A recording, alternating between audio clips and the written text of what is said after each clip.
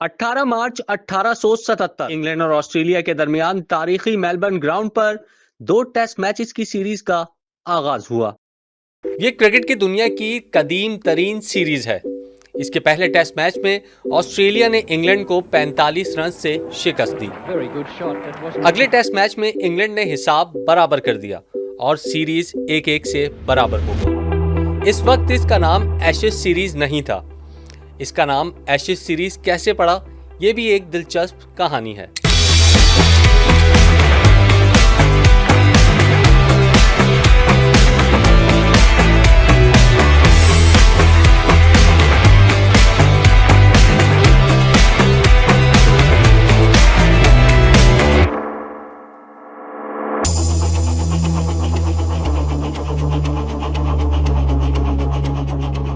अठारह में ऑस्ट्रेलवी टीम जवाबी दौरे के लिए इंग्लैंड गई।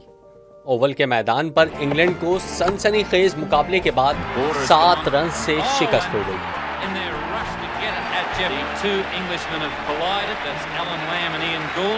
ऑस्ट्रेलिया की टीम पहले खेलते हुए सिर्फ 63 रन पर ढेर हो गई। जवाब में इंग्लैंड ने 101 रन स्कोर किए।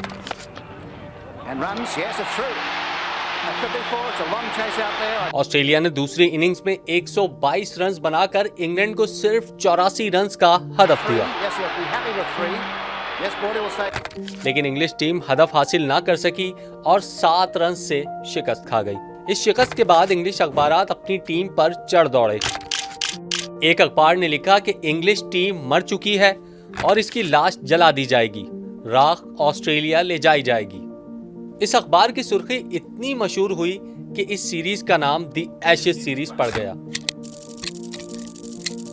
यह इस्तेलाह इंग्लैंड के कप्तान एवो ब्लिक के दौरे ऑस्ट्रेलिया से मुंसलिक हो गई, जिसका मकसद था एशेज दोबारा हासिल करना।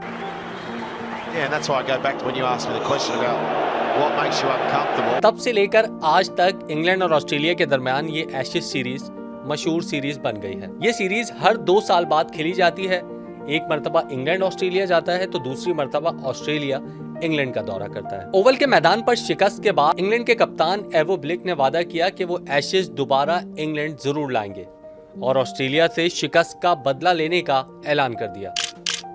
इस सीरीज के 3 हफ्ते बाद ही इंग्लैंड की टीम ऑस्ट्रेलिया के दौरे पर पहुंच गई, लेकिन पहला टेस्ट मैच एक मर्तबा फिर ऑस्ट्रेलिया के नाम रहा। इंग्लैंड ने शानदार कमबैक किया और अगले दोनों टेस्ट मैचेस जीतकर सीरीज अपने नाम कर ली। एशेज एक मर्तबा फिर इंग्लैंड पहुंच गई। फिर इसी साल क्रिसमस पर एक अनोखा वाकया पेश आया। विक्टोरिया में इंग्लिश कप्तान एवो ब्लिक को एक मग गिफ्ट दिया गया। उस मग में तीसरे टेस्ट में इस्तेमाल होने वाली स्टंप्स की बेल्स की राख रखी गई थी। उसे लाल और गोल्डन कपड़े में लपेटा गया था। ये गिफ्ट इंग्लिश कप्तान को फ्लोरेंस नामी खातून ने गिफ्ट दिया और उसके बाद दोनों की लव स्टोरी शुरू हुई। 1984 में दोनों की शादी हो गई और एवो ब्लिक ने वो गिफ्ट जाती हैसियत पे तस्लीम करके अपने पास रख लिया। 43 साल तक ये राख एवो ब्लिक की फैमिली के पास रही, लेकिन उनके इंतकाल के बाद उनकी अहलिया फ्लोरेंस ने ये राख लॉर्ड्स क्रिकेट ग्राउंड को गिफ्ट कर दी, जो आज तक वहीं रखी है। एवो ब्लिक को मिलने वाले गिफ्ट का रेप्लिका तैयार किया गया,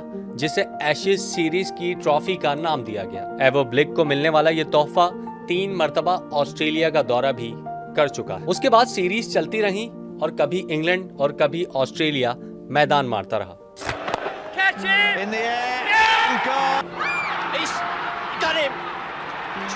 मैचेस के साथ साथ कुछ अनोखे और दिलचस्प वाकयात भी पेश आए, जिसका जिक्र करना यहाँ जरूरी है। एशेज सीरीज 1930 में सर डोनाल्ड ब्रैडमैन का बल्ला रन उगलता रहा।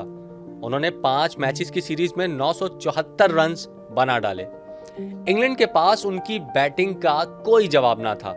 हर हरबा आजमाया गया, लेकिन हर बार इंग्लिश बॉलर्स को नाकामी हुई। 1932-33 की एशेज सीरीज में इंग्लिश कप्तान डगलस जॉर्डन ने एक अनोखी तजवीज अपनाई, क्योंकि इस दौरान डोनाल्ड ब्रैडमैन को रोकना मुश्किल ही नहीं नामुमकिन लग रहा था। डगलस जॉर्डन ने अपने बॉलर्स को हिदायत की स्टंप्स को हिट करने के बजाय ऑस्ट्रेलियाई बैट्समैनों की बॉडी को हिट किया जाए, उनके हाथ तोड़ दिए जाएं। इस सीरीज में लड़ाई इतनी बढ़ गई कि इंग्लैंड और ऑस्ट्रेलिया की हुकूमतों के ताल्लुकात भी खराब हो गए। इस सीरीज के बाद ही क्रिकेट के कवानीन में कुछ तब्दीलियां लाई गईं। 1930 से 1948 तक डॉन ब्रैडमैन ने जो बल्ले इस्तेमाल किए, उनमें से 3 मुंह मांगी कीमतों पर फरोख्त हुए। 2018 में एक बल्ला $1,10,000, 2021 में एक बल्ला $2,45,000 और 2024 में एक बैट $1,65,000 में फरोख्त हुआ। 1979 और 80 में पर्थ टेस्ट के दौरान ऑस्ट्रेलिया के पेसर डेनिस लिली बैटिंग करने आए तो एल्युमिनियम का बल्ला साथ ले आए। Aluminium bat which he's using today, used the wood one yesterday, but has come out today now with. उस वक्त किसी भी किस्म के बैट्स पर कोई पाबंदी नहीं थी। इंग्लिश कप्तान माइक ब्रैडली ने इस पर एहतजाज किया। ग्राउंड में बहस मुबाहिसे के बाद डेनिस लिली को बल्ला वापस करना पड़ा। उन्होंने गुस्से में बल्ला ग्राउंड पर ही दे मारा। एशेज सीरीज का जिक्र हो और मरहूम शेन वॉन की माइक गैटिंग को कराई गई डिलीवरी का जिक्र ना हो, ये मुश्किल है।